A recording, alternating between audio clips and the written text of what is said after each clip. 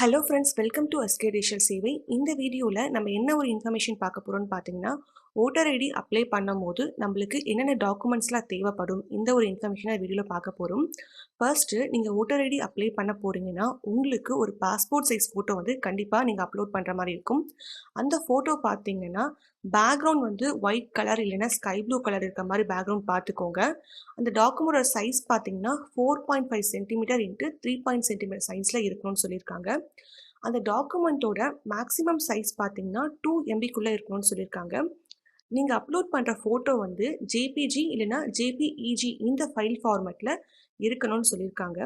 இப்போ உங்ககிட்ட passport size photo இல்லைன்னா நீங்கள் வந்து ஃபோன்லேயே வந்து கிளியராக உங்களோட ஒரு ஃபோட்டோ எடுங்க. அதாவது உங்கள் வீட்டிலேயே பேக்ரவுண்ட் பார்த்தீங்கன்னா ஒயிட் கலர் ஷால் போட்டு இல்லைன்னா ஏதாச்சும் ஒரு செவுத்துக்கு பின்னாடி இருக்கிற மாதிரி உங்கள் ஃபோன்லேயே ஃபோட்டோ எடுத்து அந்த ஃபோட்டோவை கூட நீங்கள் என்ன பண்ணலாம், க்ராப் பண்ணி அப்லோட் பண்ணலாம். நம்ம ஃபோனில் எடுக்கிற ஃபோட்டோஸ் எல்லாமே பார்த்தீங்கன்னா ஜேபிஜி ஃபைல் ஃபார்மேட்டில் தான் வரும். நீங்கள் சைஸ் மட்டும் பார்த்தீங்கன்னா 2 எம்பிக்குள்ளே இருக்கான்னு சொல்லிட்டு செக் பண்ணிக்கோங்க. செக் பண்ணிவிட்டு நீங்கள் வந்து அப்லோட் பண்ணலாம், எந்த ஒரு பிரச்சனையும் இல்லை. அடுத்தது பார்த்தீங்கன்னா உங்களோட டேட் ஆஃப் பர்த் ப்ரூஃபுக்கு வந்து நீங்கள் டாக்குமெண்ட் வந்து சப்மிட் பண்ண வேண்டியது இருக்கும். டேட் ஆஃப் பர்த் ப்ரூஃபுக்கு நம்ம என்னென்ன டாக்குமெண்ட்லாம் சப்மிட் பண்ணலான்னு பார்த்தீங்கன்னா birth certificate, Aadhaar card, PAN card, passport, driving licence. அது மட்டும் இல்லாமல் இப்போ உங்ககிட்ட PAN card, passport, driving licence இந்த மாதிரி இல்லைன்னா கூட பிரச்சனை இல்லை.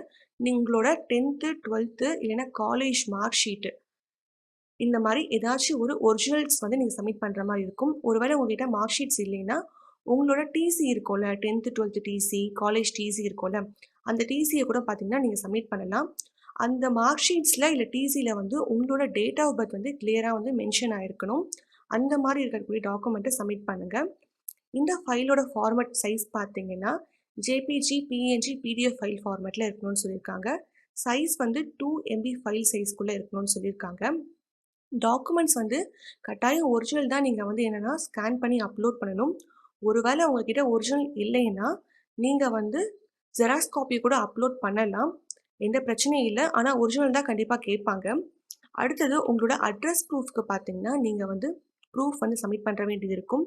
இப்போ யாருக்கு ஓட்டர் ஐடி அப்ளை பண்ணுறீங்களோ அவங்க பேரில் இந்த ப்ரூஃப்லாம் இருக்கணும். ஏதாவது water bill, electricity bill, gas bill இந்த 3 பில்லும் பார்த்தீங்கன்னா யாருக்கு ஓட்டர் ஐடி அப்ளை பண்ணுறீங்களோ அவங்களோட நேமில் இருக்கணும். இப்போ வந்து உங்களுக்கு அப்ளை பண்ணுறீங்கன்னா உங்கள் நேமில் இருக்கணும். உங்கள் அப்பா பேரில் இருக்க வாட்டர் பில்லையோ எலக்ட்ரிசிட்டி பில்லையோ வந்து நீங்கள் வந்து அப்லோட் பண்ணக்கூடாது.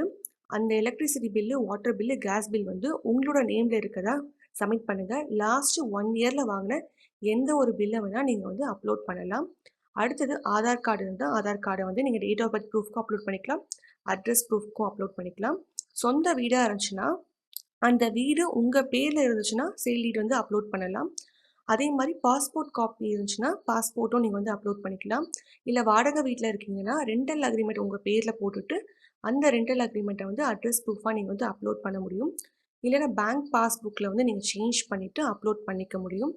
இந்த அட்ரஸ் ப்ரூஃப்க்கு பார்த்தீங்கன்னா ஃபைல் சைஸ் பார்த்தீங்கன்னா 2 எம்பிக்குள்ளே இருக்கணும்னு சொல்லியிருக்காங்க. இதுவும் வந்து ஜேபிஜி, பிஎன்ஜி, பிடிஎஃப் ஃபைல் ஃபார்மேட்டில் வந்து இந்த ஃபைல்ஸ் இருக்கணும்னு சொல்லியிருக்காங்க.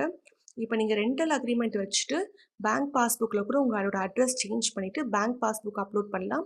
இல்லைனா ரெண்டல் அக்ரிமெண்ட்டில் ஒரு 3 பேஜஸ் வரும். அந்த 3 பேஜஸை வந்து பிடிஎஃப் ஃபைல் ஃபார்மேட்டில் வந்து 2 எம்பிக்குள்ளே வந்து நீங்கள் ஸ்கேன் பண்ணி அப்லோட் பண்ணலாம்.